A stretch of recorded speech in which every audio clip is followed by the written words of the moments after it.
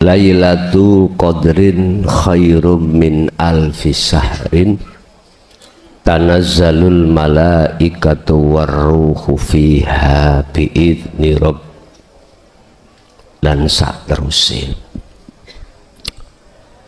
Di dalam keterangan hukum syariah terkait Lailatul Qadar itu khilaf, beda-beda pengertian atas keterjadinya Lailatul Qadar. Ada sepertiga yang terakhir, tepatnya di tanggal-tanggal ganjil, malam selikur, 23, selawe, dan seterusnya.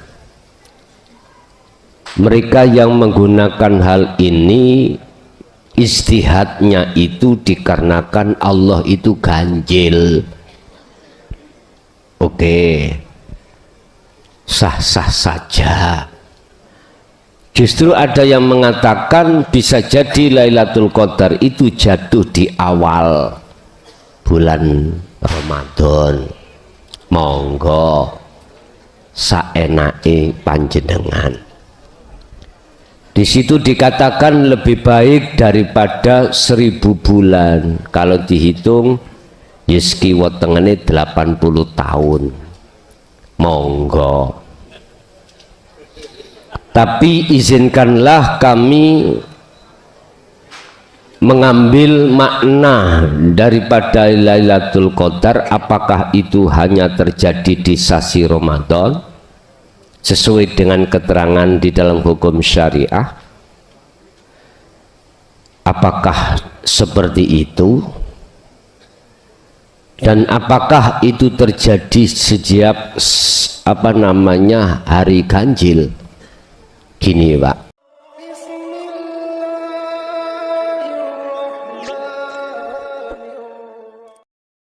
memang kita masalah tempat terbatas Pak, apalagi yang ada di perkotaan. Apakah diperbolehkan atau bisa kita mengkondisikan satu kamar di rumah kita untuk melakukan kholwat? Bisa. Itulah nanti para ahli tasawuf mengatakan min asrofil majalis, tempat yang disucikan. Kalau bahasa syariat, tempat yang dibuat iktikaf, itu bahasa syariat. Dan atau lah ini kamar itu jenengan kasih gua, berarti sampai duduk entah niku dengan ukuran berapa. Jadi kamar di atas itu bisa digunakan oleh keluarga kita, cuman di bawahnya kita gunakan. Boleh seperti itu. Tapi ya gitu, ya sondok rekoso. Artinya sondok rekoso kita butuh tenaga, butuh biaya. Nah kalau nggak ada, dan atau lakukan seperti codot di atas kamar plafon, kan bisa Pak ya, bisa dikasih papan atau gimana. Mungkin anak sampean tidak sepaham, bapak mau gendeng ini mau jadi codot ya, nggak apa-apa, apapun termasuk tempat manapun monggo. Sebab Allah itu tidak hanya ada di pondok, di kamar, di gua, dimanapun itu Allah ada. Fa'aina ma tuwallu fathamma wajhullah. Dimanapun kau menghadap, di depanmu ada wajah Allah. Nggih, saged lah. Terus yang kedua terkait biurpet iku piye? Ini lho Pak, mungkin gak mungkin memang ya, kita itu tidak sepenuhnya menjaga zikir setiap napas, dikarenakan kita itu jasad lebih sering bersinggungan dengan urusan dunia. Sampai coba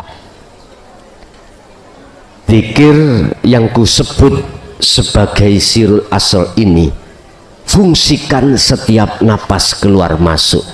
Aku yakin nanti tidak biurpet.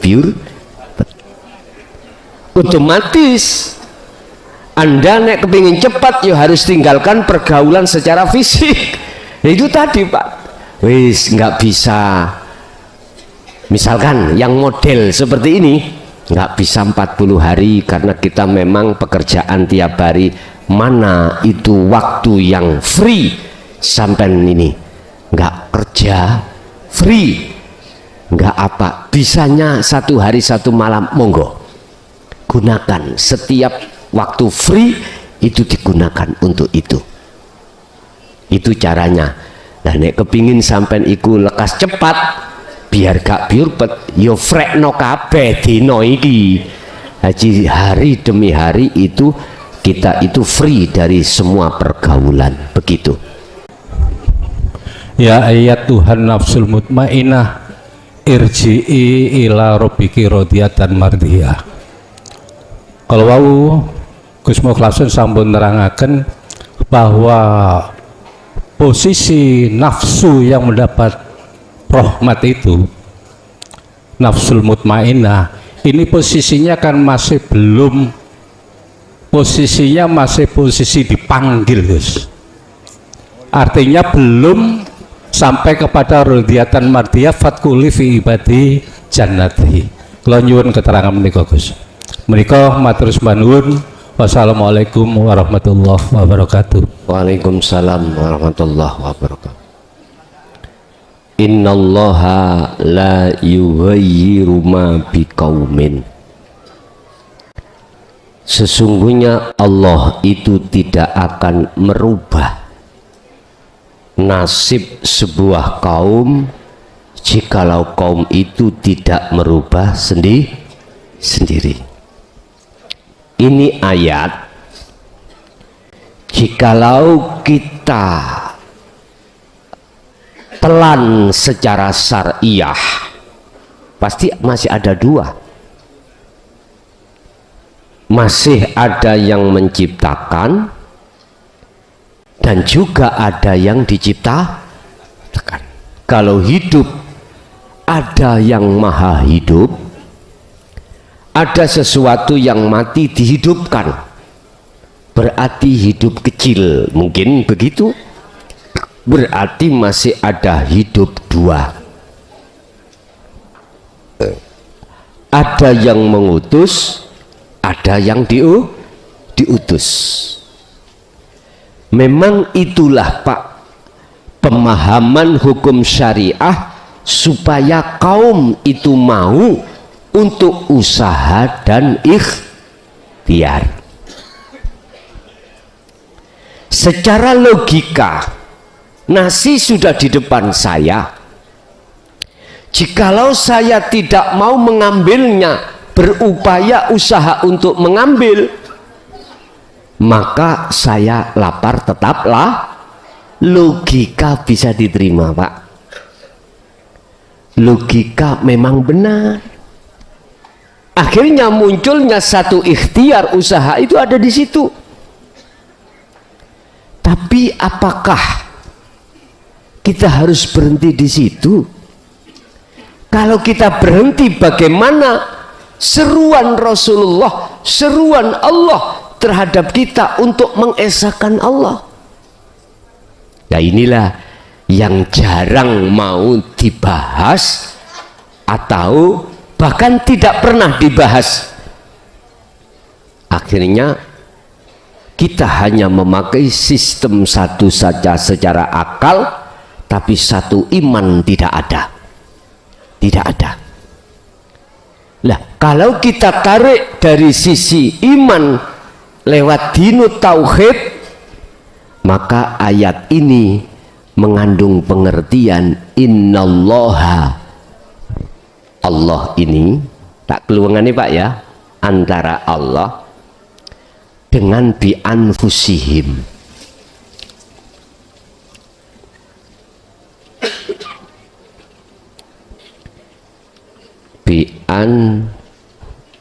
anfusihim. Anfus itu kan dari nun fa sin.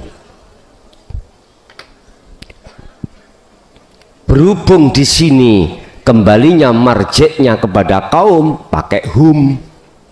Nah, diartikan bi anfusihim, yaitu golongannya kaum itu.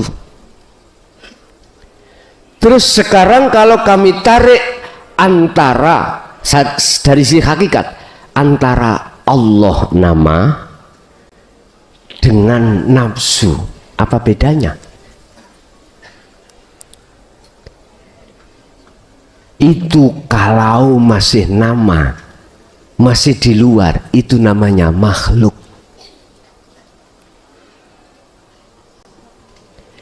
Loh Gus, berarti Allah itu makhluk? Kalau sebatas nama, ya. Kholik yang dimaksud itu bukan nama, bukan sifat, bukan zat, tapi aku yang mana? Aku yakin semakin lama jenengan kegelisahan, kebingungan nanti akan terjawablah. Terus kalau antara nama Allah dengan nama anfusihim, hidup di dalamnya siapa? Halo, inilah keahatan Allah. Kalau ruhaniyah jenengan mandang loh ya, terhadap sesuatu yang tidak bisa kau sebut di dalam Allah nama, di dalam nama Allah dan di dalam nama nafsu anfusihim, nggak bisa ngomong kau. Oh kita ahad itu. Berarti yang berubah siapa bos? Allah toh. Inilah iman ketauhidan yang murni itu di situ. Dan ketika saat iman ini disampaikan oleh al-halat, berbunyi ana al-haq la fi jubati ilallah, apa yang terjadi? Wa aksaruhum, kebanyakan mereka mengatakan dzalika dhalalatun, sesat, karena nggak paham. Masa sih Allah iku makhluk? Lah ngoten nggih. Masa sih nafsu iku Allah? Wis nek kayak ngene Pak, wis daripada gegeran ya gak usah diterusno, wis tinggal rokokan ae mbak nyantai.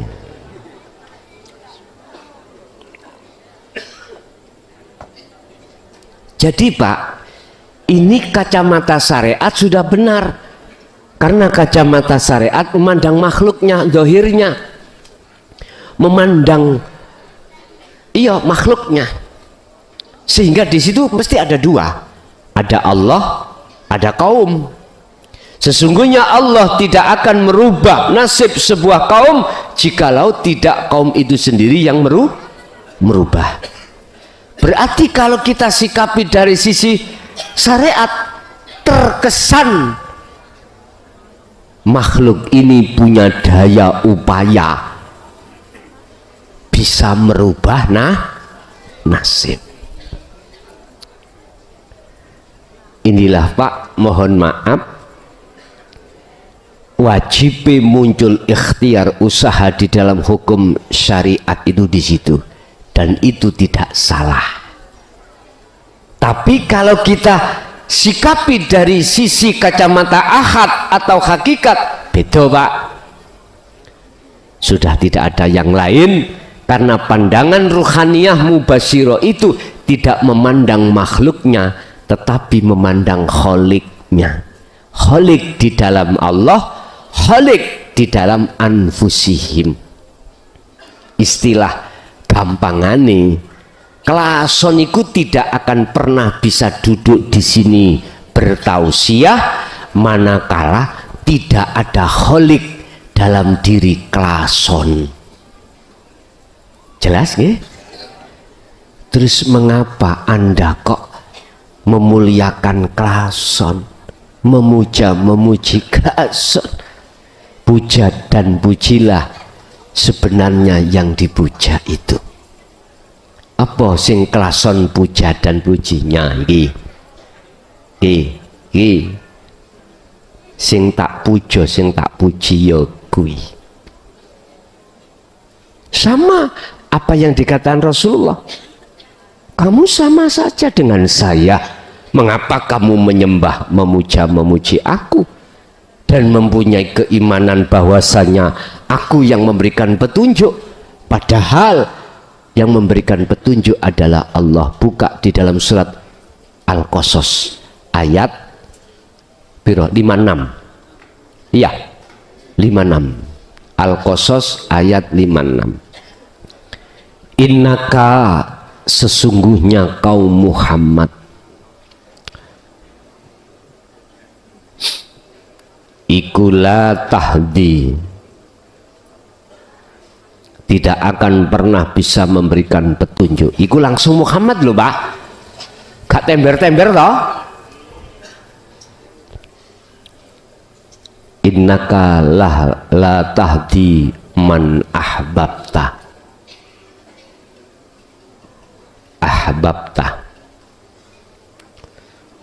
walakinnallaha yahdi mayyasha.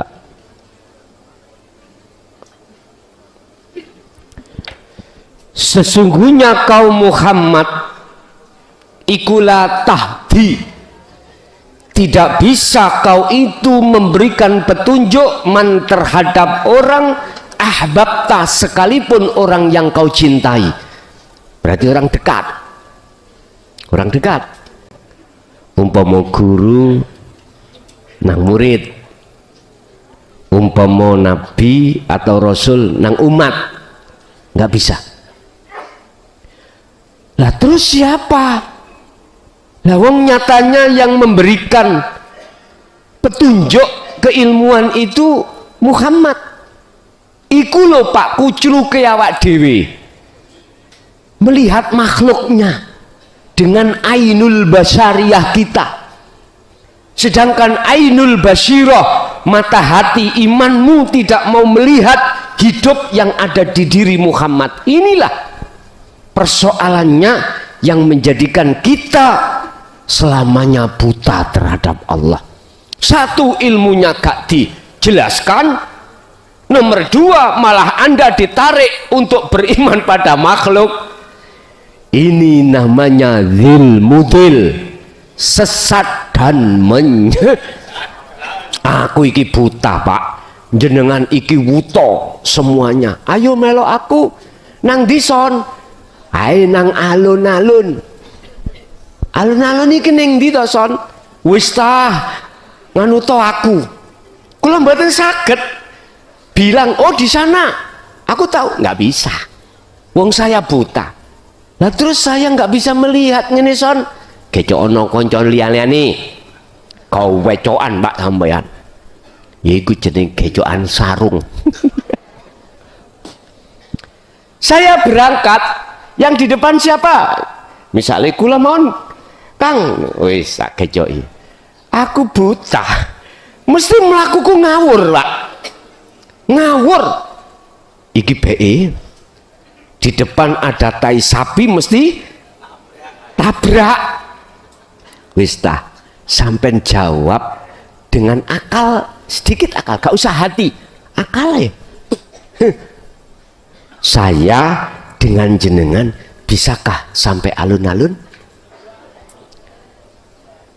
Nek pancen bisa, aku wani ketokan manuk. Ayo, lu temenan.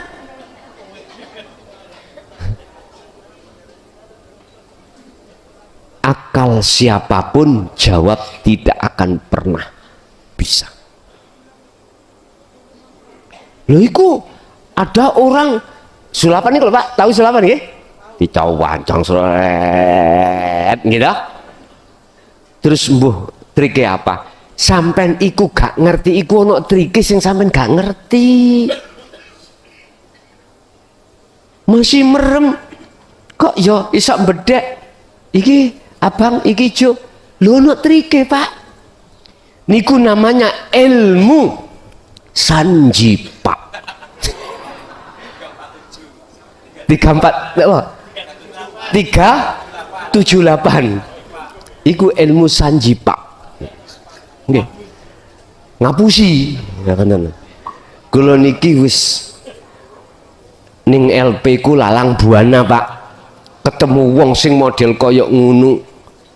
Koyoke nyata iya, pungkasannya ada trik yang kita tidak tahu. Yo kok ero yo. Padahal ketutup. Ternyata ada trik sendiri. Bapak Ibu, sama ruhaniyah kita tatkala buta pada Allah. Saya mengajak jenengan untuk kepada Allah, saya giring, saya tuntun, nggak bisa. Oke, kita teruskan. Sesungguhnya kaum Muhammad itu tidak bisa memberikan petunjuk terhadap orang lain sekalipun itu orang dekat kamu. Lah terus siapa? Walakinallaha lan tetapine utawi Allah iku yahdi kang bisa aweh petunjuk sapa Allah man terhadap orang yasya'ui kang menghendaki sapa Allah ing man. Ini berarti di balik Muhammad itu ada Allah. Ngoten lho, paham ya? Jadi Muhammad makhluk ini sampai kapanpun tidak bisa. Nggak bisa menolong, nggak bisa mensyafaati bila mana Allah tidak salurkan syafaat terhadap Muhammad. Jelas nggih? Podo ambek ngeten, Pak, tak kasih tahu. Ada seseorang yang tidak percaya wujudnya Allah. Ini itu dia ke tengah lautan bawa perahu. Oke. Di situ dia ombang-ambingkan oleh ombak. Mau jatuh. Bahkan sudah jatuh. Tapi belum tenggelam. Ada nelayan datang, duk. Menolong. Dia bilang, aku nggak mau minta tolong kecuali Tuhan Allah. Dia nggak percaya kalau adanya Allah, adanya Tuhan. Kalau tidak Tuhan yang menolong saya tidak mau. Kembalilah nelayan pulang. Lagi, Pak, ada orang yang ingin menaklukkan benua. Nah, perempuan pisan, ya, ketemu, ditolong, nggak mau. Saya tidak mau ditolong siapa-siapa, saya hanya mau ditolong oleh Tuhan. Oke, anak yang nelayar tadi meninggalkan seret. 3 hari jangkep, tenggelam, mati. Terus ditanya, mengapa kamu dulu, iki di alam lain, umpama Allah yang bertanya, hai fulan, mengapa dulu kamu itu ditolong Allah nggak mau? Mengapa? Saya hanya ingin ditolong Tuhan, ditolong Allah. Mana? Terus dijawab oleh Allah, ingatkah kau ada nelayan 2 kali menolongmu, kamu tidak mau? Gara-gara si korban ini tadi tidak bisa melihat Allahnya di dalam diri si nelayan. Itu adalah utusanku untuk menolong awakmu. Berhubung kau melihat makhluknya, melihat Muhammadnya, melihat utusannya, ya otomatis kau menolak. Kau menolak atas pertolonganku. Sesungguhnya aku sih nolong. Ini, Pak, 2 kali saya mengutus utusaku untuk menolong dirimu, tapi kamu yang tidak mau. Sebab kau melihat makhluknya. Artinya apa Pak? Gini loh Pak, ketika saat hati kita, mata itu masih ada gambar makhluk ya, jangan harap nyatanya Allah. Paham ya? Ketika hati kita basiroh ini beriman gambar makhluk, maka tak akan tampak nyatanya Allah. Yes. Jadi kembali kepada pertanyaan, jikalau kita masih melihat makhluk, maka kita akan menuduh kalau Allah kongsi dengan usaha ikhtiarnya makhluk. Yang kedua, terkait ayat tatmainnul qulub, ayat ya ayyatuhan nafsul mutmainnah. Ketika posisi memang Pak, jiwa itu dipanggil karena ruhaniyah itu belum ada di dalam, masih ada di luar. Akhirnya tidak disebut ruh, tapi disebut nafsul mutmainnah, jiwa yang damai. Mengapa damai? Karena jenengan sudah nerima ajaran dinut tauhid. Makanya jenengan kalau sudah hati Anda menerima ajaran dinut tauhid, beda Pak, beda. Jenengan tahu kebenaran yang bagaimana, antara batil dengan hak sudah tahu. Ini belum melakukan, padahal belum melakukan khalwat atau jenengan belum melakukan zikir, tapi sudah paham tentang dinut tauhid. Mesti dalam hati sampai ada kesejukan, sehingga bisa membedakan mana hak dengan batil. Pasti berbeda Pak. Sebelum Anda hati menerima dinut tauhid, sesudah beda Pak, dalam rangka menghadapi problematika kehidupan dunia beda sekali. Apa sama antara orang buta dengan orang yang tidak buta? Jelas nggak sama. Apakah sama antara orang bodoh dengan orang mengerti? Tidak sama. Apakah sama orang yang gelap dengan orang yang terang? Jelas tidak sama. Apalagi jenengan teruskan di dalam tindakan khalwat nanti, itu pasti. Lah, berhubung si ruh kita itu belum melakukan tindakan kembali, maka dipanggil nafsul mutmainnah. Radhiyatam mardiyah, kembalimu itu tidak hanya jenengan ikhlas ridho melepaskan apa yang dititipkan Allah yang tadinya kita aku-aku, itu kita lepaskan, dan juga rasa keakuan diri ini sudah tidak ada. Itulah disebut radhiyatam mardiyah. Kalau sudah begitu, fadkhuli, masuklah, fadkhuli, masuklah kau fi ibadi wadkhuli jannati, ku masukkan kau di dalam golongan hambaku, yaitu golongan yang masuk surga. Itu artinya apa? Jenengan itu kedamaian akan bertemu, menemukan kedamaian yang hakiki. Itulah alam yang bakok, itulah alam yang kekal, yaitu alam pertemuan. Ada lagi? Perempuan, silakan.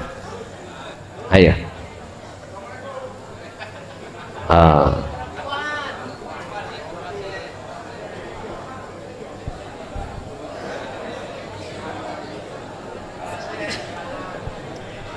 Gak apa-apa, perempuan selok ngantuk Pak.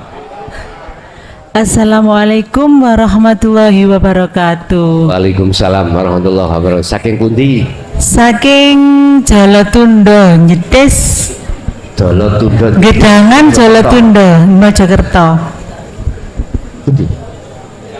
Jedes, Oh, Kecamatan Jedes. Oh, ada di situ Desa Jolotundo. Nggih. Oke, monggo Bu. Yang saya pertanyakan, gimana solusinya Gus untuk ketenangan hidup? Saya merasa tuh banyak cobaan gitu.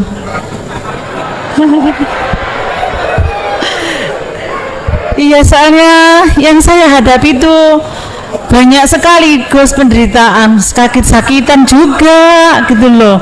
Saya pengen ketenangan hati dalam keluarga juga dalam masyarakat. Pun matur nuwun Gus nggih. Assalamualaikum warahmatullahi wabarakatuh. Waalaikumsalam warahmatullahi wabarakatuh. Innama amwalukum wa auladukum fitnah. Selagi kita itu ruhaniyah terkurung di dalam jasmaniyah, pasti ujian itu bertubi-tubi. Tidak dari suami istri anak, terlepas suami istri anak kebutuhan. Loh, memang kita tidak bisa untuk menolak Bu, nggak bisa.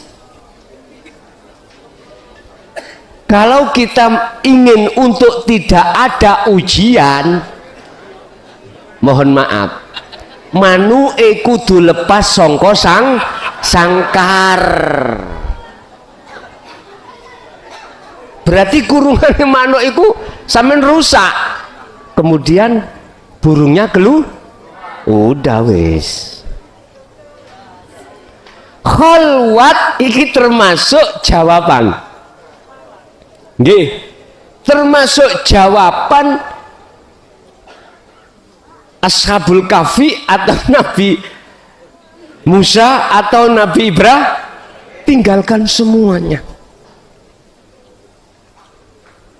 Baik secara jasmani, lebih-lebih secara rohani, kita tidak boleh berkomunikasi dengan siapapun. Baik secara jasmani, lebih-lebih rohani. Iku tadi ono kamar ojo metu. Walaupun ada orang dodok-dodok, yujah, wai arisan. Ben telinga sampai nggak dengar, sampai sumpeli kapas, nggak dengar loh. Tapi yang jenengan bilang sama suami atau anak, tolong yo ojo diganggu aku gedene 40 dino 40 wengi. Sing bapak iku berancah, tolong ojo berancah. Ngertos berancah? Wong Medan mboten apa cara bahasa Indonesia ini berancah Pak? Birahinya besar gitu. Mas tolong preise lono apa? Kolter. Kolter kan membersihkan gitu. Preise mboten apa-apa.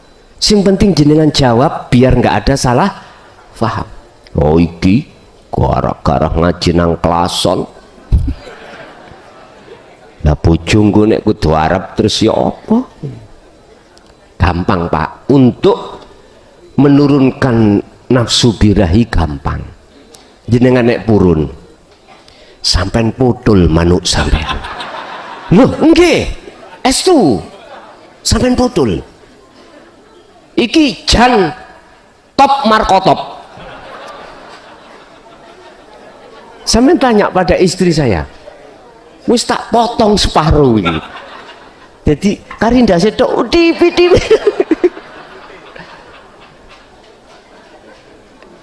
Saya tanya, top markotop. Nek gak percaya buktekno. Tapi jangan mengatakan aku dikongkon Gus. Oh jangan ngono. Kan tak kei solusi. Nek cara Rasulullah kei solusi gampang. Poso.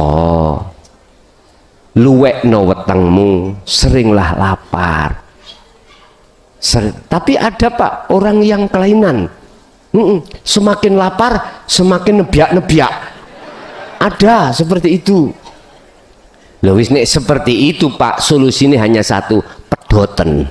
Wis mari nek gak percaya mari nggih. Jadi Bu, nggak bisa Bu kita akan menghindari ujian dari Allah itu selama kita masih berinteraksi dengan urusan dunia. Istilah kalau kita masih hidup di dunia pasti bertubi-tubi. Ingat, semakin nyun sewu, semakin Anda derajat ruhaniyahmu di mata Allah semakin besar, berhubung jenengan ini melakukan sistem seperti Rasulullah, maka semakin besarlah ujian Anda. Nggih, rapopo. Wis urusan ujian yang datang bertubi-tubi jangan dihitung. Yang jelas bagaimana kita lolos dari ujian. Hanya itu. Bagaimana? Fastaqamu. Kalau hadis fastaqim. Bejo irapet taline Allah. Zikir iku. Baru jenengan bisa lolos. Gampang Gus ngomong. Wis, gak usah dibalen-balen ini kok. Memang seperti mudah, tapi kalau sudah terbiasa kita untuk berzikir akan jadi mudah. Nggih. Ada lagi ibu-ibu, mesti santai nih Ibu. Nggih, monggo.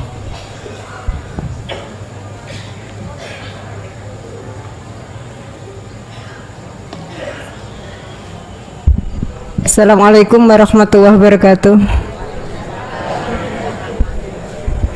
Pangapunten, seperti yang disampaikan tadi dalam kita menjalankan kholwat, di situ ada sampai kepada musyahadah atau pertemuan kita dengan Allah, yang di situ nanti kita juga nggak tahu akan kembali atau kita akan terus. Yang menjadi pertanyaan saya adalah, mohon maaf Gus, menikah masih terikat kepada makhluk. Apakah sebelum kita melakukan kholwat sebaiknya kita juga berwasiat kepada keluarga kita untuk hubungan kita kepada sesama manusia, hablum minan nas, yang di situ kita ada tanggung jawab kepada sesama manusia. Mengadakan apa? Wasiat. Wasiat. Iya, sebelum kita berkholwat. Kemudian yang kedua, dengan perjalanan kholwat seperti itu tadi, bolehkah juga difahami atau dimaksudkan bahwa kholwat itu juga sebagai ajang pembersihan diri atau pertobatan kita atas dosa-dosa yang kita lakukan sebelum ini? Terima kasih. Assalamualaikum warahmatullahi wabarakatuh. Waalaikumsalam warahmatullahi wabarakatuh. Kholwat bisa diterjemahkan seperti itu, bahwasanya kita sudah meninggalkan dunia, otomatis berwasiat itu boleh. Barangkali jenengan betul-betul tidak dikembali, akhirnya Pak Mudin nang corong innalillahi wa inna ilaihi, boleh. Dan itu perlu, penting. Bisa khalwat diartikan kita sudah tinggalkan selain Allah dalam bentuk di dunia ini, kita menuju pada Allah, bertemu kematian, bisa. Memang Pak Bu, intinya khalwat adalah bebersih diri dari kotoran-kotoran yang mengotori hati. Yakfur bitawuti wa yu'min billah. Tinggalkanlah iman-iman selain Allah tadi. Jikalau kau betul-betul meninggalkan hal itu, maka wa yu'min billah, imanmu pasti hanya pada Allah. Bahasa pertemuan, jikalau kau tinggalkan selain Allah, maka kau akan bertemu Allah. Siapa yang berjalan ke arah barat, semakin lama arah timur pasti kau tinggalkan. Siapa yang hatinya semakin pada Tuhannya, maka hatinya akan semakin jauh meninggalkan perkara dunia. Coba sampai berzikir terus, nantikan hatimu akan bisa melepaskan cintanya terhadap selain Allah. Itu pasti. Nggih. Masih ada Ibu? Cukup? Yang tobat? Oh ya, apakah kholwat itu bisa diartikan sebagai tobatan nasuhan? Memang betul. Taubat, hati sampean tidak akan beriman pada selain Allah yang sudah kita imani sejak dulu tadi, ya dah? Otomatis inilah yang disebut taubatan nasuha. Taubat yang murni, tidak akan syirik, tidak akan beriman, tidak akan bermaksiat hati ini pada Allah Subhanahu wa taala. Ya. Monggo.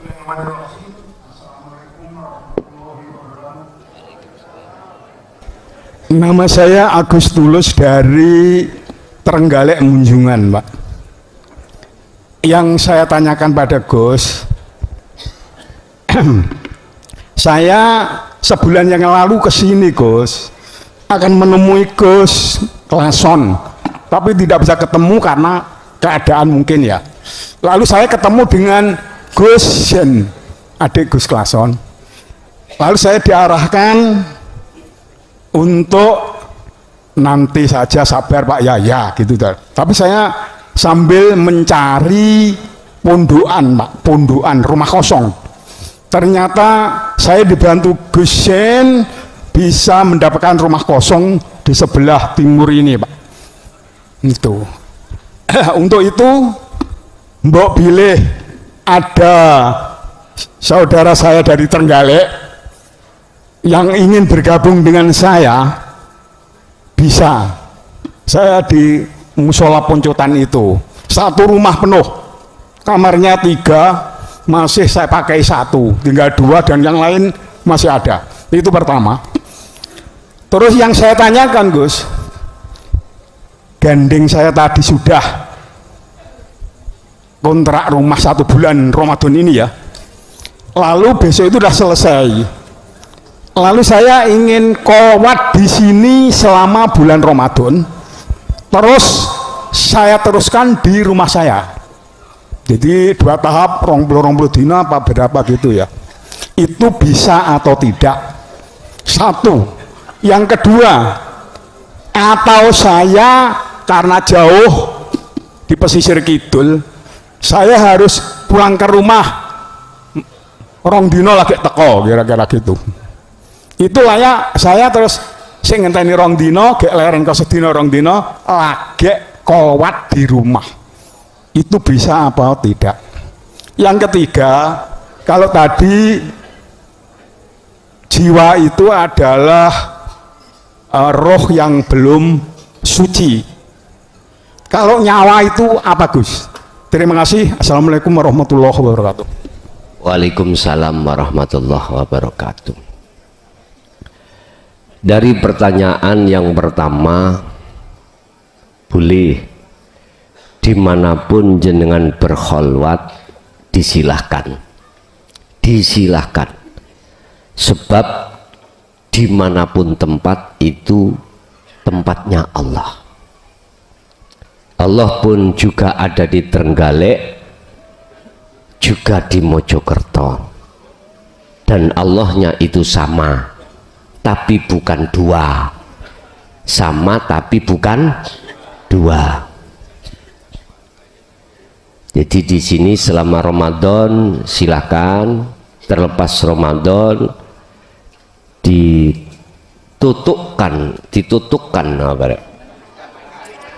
diteruskan di rumah, nggih monggo. Dan atau apakah boleh? Wong perjalanan itu jauh. jenengan itu nanti 2 hari baru nyampe di rumah. Jikalau yang sampean maksud itu pelepasan diri dari pengaruh-pengaruh dunia secara rohaniah, jenengan berangkat dari Mojokerto untuk ke Trenggalek, di tengah jalan jenengan ini loh, di situ ada Allah enggak? Ada tak? Di tengah jalan ini loh. Sebetulnya ini tidak dikatakan terputus, manakala hati panjenengan ikut tetap memegang tali Allah. Cuman yang dikatakan terputus itu pergaulan dari seseorang atau makhluk, nggak apa-apa. Sama dengan besok ketika habis baiat itu kan hati langsung wajib khalwat menuju dan bertemu Allah. Loh, jenengan pulang ini kan secara dohiriah kan dereng belum disebut khalwat toh, tapi ruhaniah sampean disebut khalwat karena jenengan mulai saat itu sampai nyampe di rumah, di sini hati jenengan selalu berzikir. Nah, jadi walaupun secara jasmani ikut terputus, tapi secara rohani jenengan tidak terputus. Lu lali ya Kang, iku mau nendalan pas nemu duit ombyoan lali. Nah, kui lali gak zikir iku aslinya gak pengen. Tadi saya katakan aslinya jenengan itu selalu ingin memegang tali terus pada Allah supaya selalu connect. Tapi Allah berkata lain. Bosok kita melihat duit ombyoan lupa. Gini aja, gak usah repot-repot. Yang membuat Anda lupa siapa? Jangan ngomong nafsu loh ya. Memang koyoke prosesnya nafsu ngalihkan pandangan hati sampean dari Allah menuju uang tadi. Berarti kau menuduh nafsu bisa. Sampean harus tahu siapa yang mengendalikan nafsu. Loh, penak nek ngene. Penak.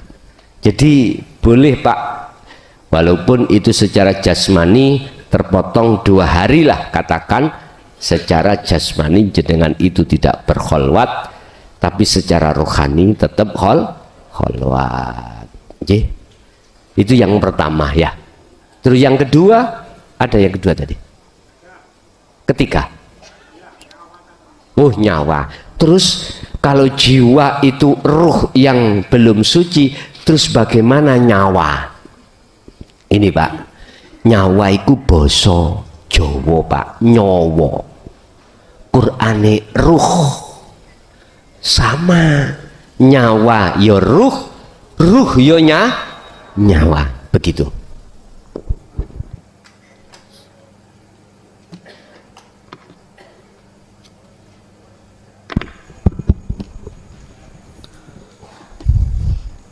Assalamualaikum warahmatullahi wabarakatuh. Saya Abdul Aziz dari Sumeneb, Gus. Mau menyampaikan atau bertanya tentang yang pengertian yang saya dapat, bahwa kita melakukan riyadhah besok itu setelah baiat atau kolwat.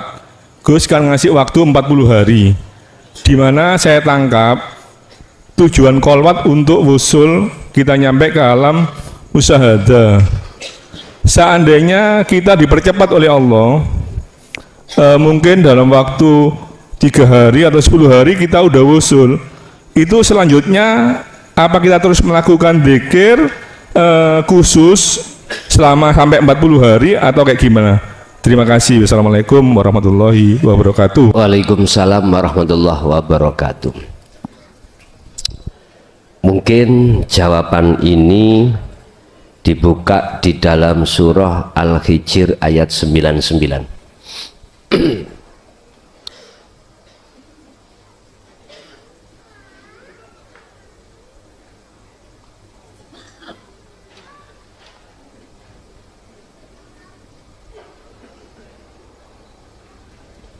Surat Al-Hijr, surat keberapa Pak itu Pak? Tolong dibantu.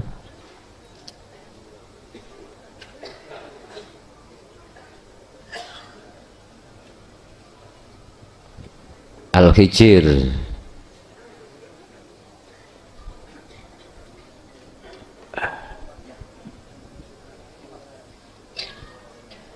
surat ke-15. Oke. Dibuka ayat yang ke-99. Surat yang terakhir, ayat yang terakhir. Wa'bud rabbaka hatta ya'tiyakal yaqin. Ini proses Rasulullah ketika menyampaikan dinul haq. Terus Rasulullah itu mendapatkan cacian dari umat. Terus Rasulullah di dalam dadanya itu terasa sempit. Itu ayat 97. Walaqad na'lamu lan yepti temen-temen ngerti sapa ingsun Allah annaka ing sak temene sira Muhammad iku yadhiku sadruhu, iku yadiku rupak sempit apa sadruhu dodo ira Muhammad, maksudnya ati bima sebab apa yakulu kang do ngucap sapa umat. Apa ucapane? Menolak adanya dinut tauhid. Mereka itu podo mencaci Rasulullah ketika saat Rasulullah itu menyampaikan tentang menyembah yang benar, menyampaikan dinul haq. Tapi akhirnya Allah mengatakan terhadap Rasulullah fasabbih bihamdi rabbika, bersihkanlah Muhammad hatimu itu dari gambar-gambar makhluk yang mencaci. Artinya, lihatlah di situ ada saya yang membuat hal itu terjadi.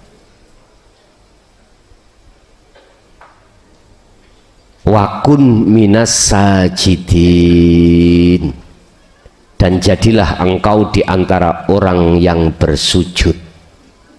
Sampai kapan?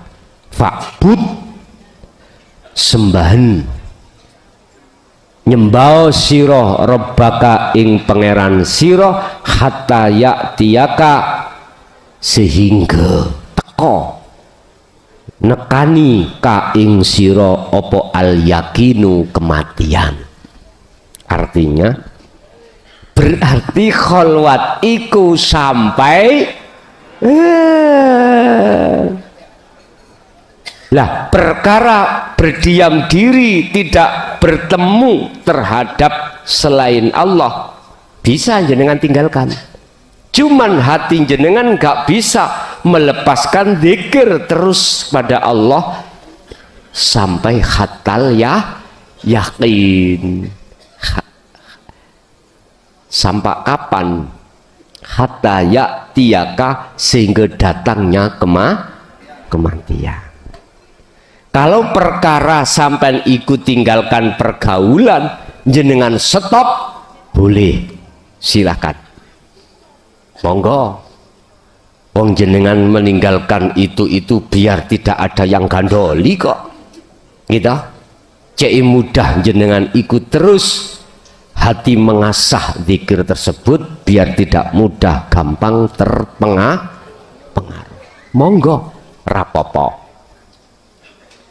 Tapi nanti ketika saat sampai bergabung lagi, bergaul lagi terhadap selain Allah, bagaimana?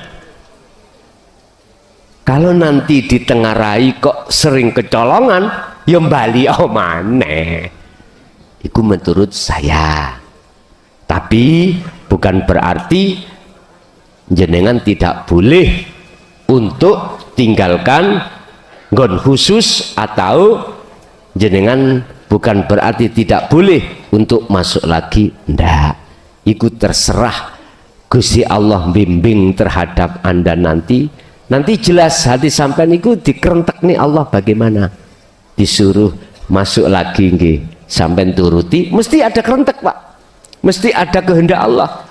Atau tidak, ya udah sing penting mengalirlah. Enak. Ye. Masih ada?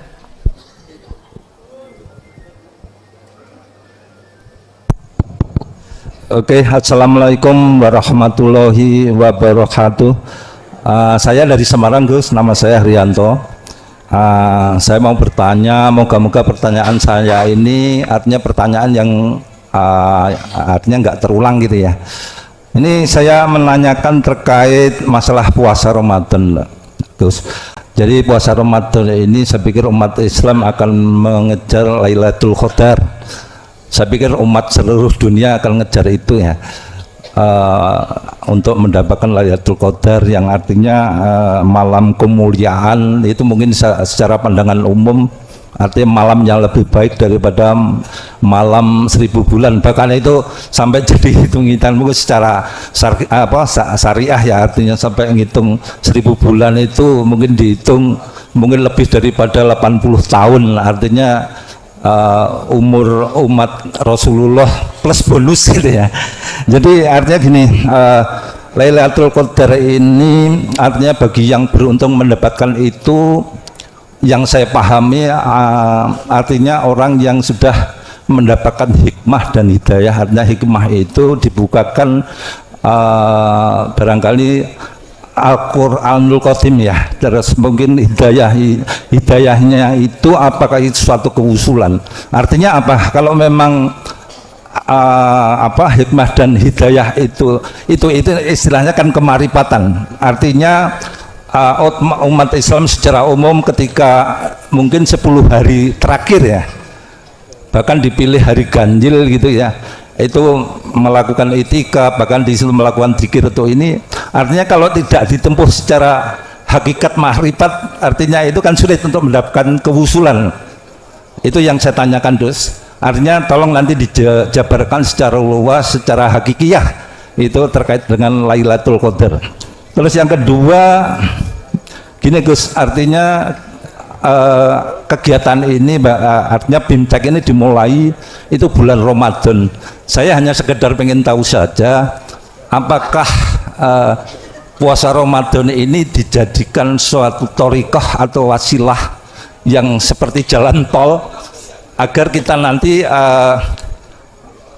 artinya jalan tol dengan sistem wasilun, artinya sistem wasilun seperti Rasulullah itu mungkin yang dimasukkan kegiatan itu di bulan Ramadan ini. Artinya kalau di bulan Ramadan, artinya Lailatul Qadar itu yang ketiga ini, Lailatul Qadar itu berarti kalau tidak berarti di bulan Ramadan saja, kalau memang itu dari sudut pengertian dari sudut hakikiyah dan marifat ya. Artinya bisa ditempuh setelah Ramadan juga gitu. Saya pikir itu Gus, tiga pertanyaan saya.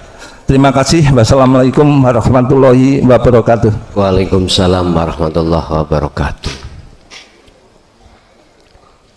Lailatul Qadrin khairum min alfi sahrin tanazzalul malaikatu warruhu fiha biidzni rabb, dan seterusnya.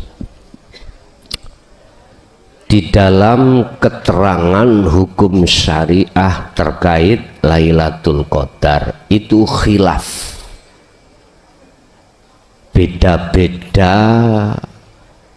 pengertian atas keterjadinya Lailatul Qadar. Ada sepertiga yang terakhir, tepatnya di tanggal-tanggal ganjil, malam selikur, 23, selawe, dan seterusnya.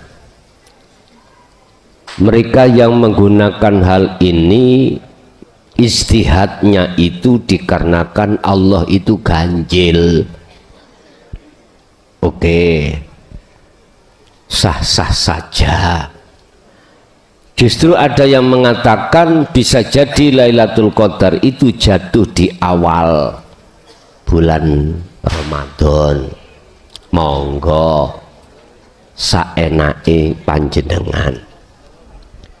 Di situ dikatakan lebih baik daripada 1000 bulan. Kalau dihitung Yeski wetengene 80 tahun. Monggo. Tapi izinkanlah kami mengambil makna daripada Lailatul Qadar, apakah itu hanya terjadi di sasi Ramadan sesuai dengan keterangan di dalam hukum syariah, apakah seperti itu, dan apakah itu terjadi sejak hari ganjil. Gini Pak, coba kita urai dulu tentang Lailah.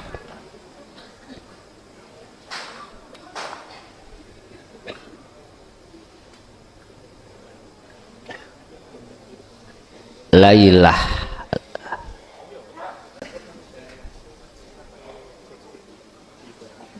Lailah arti lughat malam. Secara hakikat bukan malam seperti malam-malam ini, enggak. Sifatnya malam adalah gelap karena cahaya matahari tidak datang. Kita enggak berkata listrik, enggak. Dikatakan malam itu karena matahari itu tidak keluar, otomatis gelap. Mohon maaf, siapa yang hatinya menggelapkan perkara-perkara nurullah, cahaya matahari, nurullah berarti makhluk, artinya gelap dari nurullah itu tidak ada dalam hati jenengan, makhluk nggak ada. Berarti iman sampean ini tidak terhadap makhluk di dalam segi aspek apapun, yang menciptakan, yang menggerakkan, yang apapun, tetapi Allah. Ini namanya Lailah. Jikalau hati yang seperti ini, maka persis seperti codot atau kelelawar, keluarnya mesti waktu malam. Karena yang namanya codot atau kelelawar, matanya itu memakai cahaya ultraviolet. Jadi kalau ada lampu langsung peteng, gelap, deladap. Qadrin adalah ketetapan Allah. Berarti siapa yang hatinya makrifat pada Allah, itulah dia yang mendapatkan Lailatul Qadar. Berarti tidak terikat dengan bulan, tidak terikat dengan masa. Enggak. Ingat, kita bicara tentang siwak. 1 rakaat sholat kita bersiwak,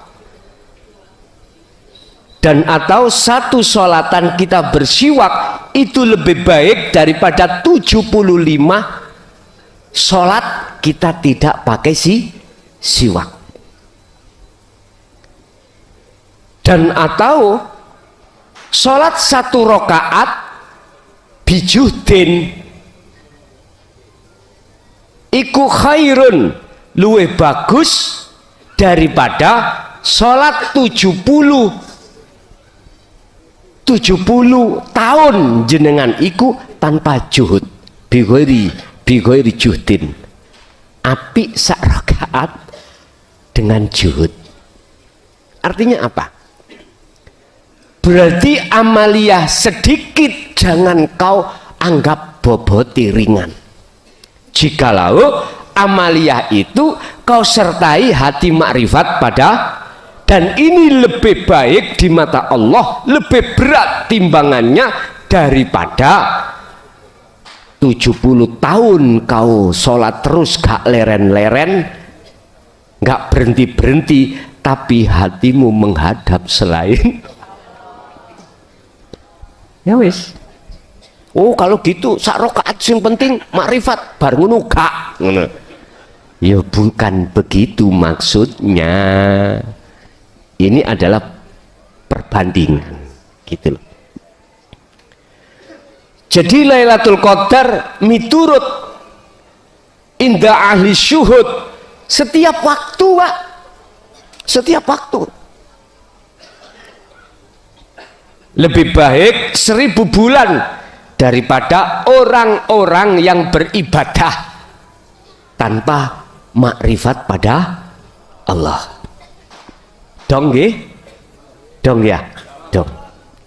Berarti kesimpulannya luweh apik biji kacang 1 bijinya daripada kulitnya 1 hektar. Kulitnya saja lebih baik 1.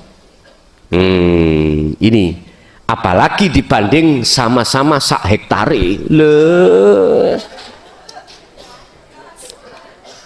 Ibu-ibu biasanya punya ingon-ingon ayam, nggih? Ketika jenengan ngengkremke telur terhadap induk ayam, mohon maaf, ini kalau nggak ada lasnya jadi ndak? Sampai dadar nggak? Sampai dadar dimakan, percuma. Lebih baik mana jenengan iki mengkremkan, oh pesirek mengkremkan ini, mengekramkan telur 10 terhadap induk ayam, tapi ini semua buan, lebih baik 1 tapi jadi. Jujur jenengan ojo tersinggung gak? Wallahi lebih baik santriku mek sitok tapi dadi daripada ribuan buan kabeh. Wis sampean sikapi dhewe estu. Tapi bukan berarti kita tidak ada pilihan lain. Banyak tapi lah piye carane? Lah Nur Muhammad sudah ditaruh Allah berupa ilmu. Setelah ilmu jenengan dapatkan, yaitu Nur Muhammad, amalkan, laksanakan kholwat itu. Inilah bentuk namanya ayam itu, namanya ayam ngengkremi telur. Sampeyan tanya filosof mengapa induk ayam ketika ngengkremi golek lanangan enggak? Halo, boten. Makan dia juga dikurangi, tapi 1 nelek pisan ambune, masya Allah.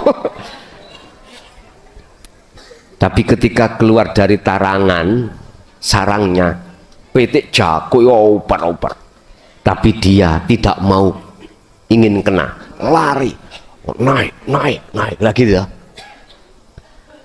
Artinya jenengan kalau bisa ketika kholwat ojo golek lanang. sing lanangan ya ngono, aja golek ibuke. Wis paham nggih? Mangan dikurangi tegese poso, maksudnya puasa. Wis dah baru enak gur poso tonto 1 bulan 1, kalau apa 3 hari enak. Ada yang kejam loh Pak, mulai kholwat wajib gak makan sampai kapanpun. Wih golek mate ya apa. Ndak. Memang Pak Bu, puasa itu ada nilai tersendiri untuk mendorong jenengan, termasuk jenengan selalu memegang hadas kecil dan besar. Itu juga faktor aja secara proses ya. Jenengan terus berzikir itu juga faktor proses. Tapi kalau sudah sampai bertemu Allah, Gusti Allah dawuh ngene. Dawuh begini, bukan perkarane posomu ya, riyadoh dan zikirmu terus kamu saya tarik di musyahadah enggak, semua karena rahmatku. Iku artinya biar ketika jenengan iki kholwat gak rumongso dirimu yang melakukan itu loh bos, maksudnya itu. Yes.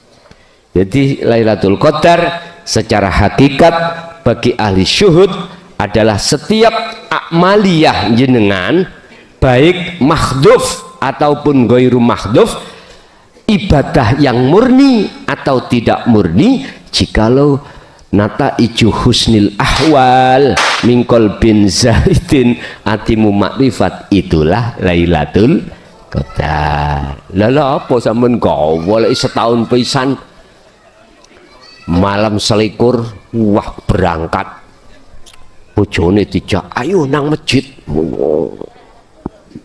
ana kuno riya takabur iku muncul, aduh tak guyu ae. Ya wis babana, makome ana kono kate piye? Wis ora apa-apa. Tapi supoten aja di situ aja, Bos. Kita sekolah SD, jangan di SD terus. Nah iko, ini maksudnya. Akhlak istimaiyah boleh dibagusi, tapi naiko. Ingat akhlak ilahiyah. Biar betul-betul kafah. Udkhulu fisilmi kafah. Islammu biar sempurna, lanjutkan begitu.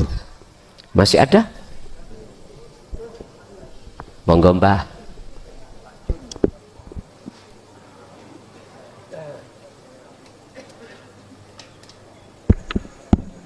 Assalamualaikum warahmatullahi wabarakatuh. Nama saya Juni Soro dari Mojokerto. Pertanyaan saya tadi Gus Mengelason sempat bilang bahwa kita nanti akan diberitahu mursyid kita mau apa. Artinya kita nanti mau dapat mursyid atau siapa mursyid kita, ataupun dari Pak Gus Mengelason sendiri, atau seandainya ada mursyid kita komunikasinya bagaimana? Iya Pak. Iya tadi kurang bilang nanti akan disebut mursyid gitu katanya. Ya. Cobi alon-alon Pak. Alon-alon kuping keluar tak dublek. Tadi Gus Mengelason bilang bahwa nanti kita kalau kolwat nanti tergantung mursyidnya mau nyuruh apa gitu loh. Oh gitu. Nah artinya apakah kita nanti dapat mursyid atau kita nanti siapa tahu mursyidnya, terus komunikasinya pakai apa ya dengan mursyid itu gitu loh. Oh nggak ada komunikasi. Nggih. Mursyid itu ada dua pandangan Pak. Secara hablum minan nas, guru akhirat itu manusia. Ini sih proses lo ya. Dialah mereka, beliau-beliau itu yang mengajarkan dan memberikan petunjuk terhadap hati kita, khusus terkait bagaimana cara untuk menuju dan bertemu Allah. Khusus ilmu itu aja. Lah disinilah nanti tergantung mursyidnya sendiri-sendiri. Menyuruh kholwat berapa hari, berapa bulan, berapa hari. Satu. Lah yang kedua, mursyid secara hakikat. Mursyid itu apa tuh? Sang petunjuk jalan. Sang petunjuk jalan. Secara hakikat ya urip ning dalam diri jenengan. Itulah yang disebut Allah Subhanahu wa ta'ala. Dan itu nanti jenengan dikasih waktu berapa hari, tergantung. Yang jelas dalam hati sampean itu nanti ada bisikan atau petunjuk untuk terus lakukan. Kalau tidak, udah nanti ada di dalam hati sampean. Terus cara komunikasi terhadap mursyid bagaimana? Sekarang kembali kepada mursyid makhluk. Ya ambil HP. Ambil HP bisa nomor sing sampean ketahui boleh, dan atau bisa bertemu secara langsung boleh. Lah komunikasi jenengan kita kepada mursyid hakikati itu bagaimana? Dengan zikir.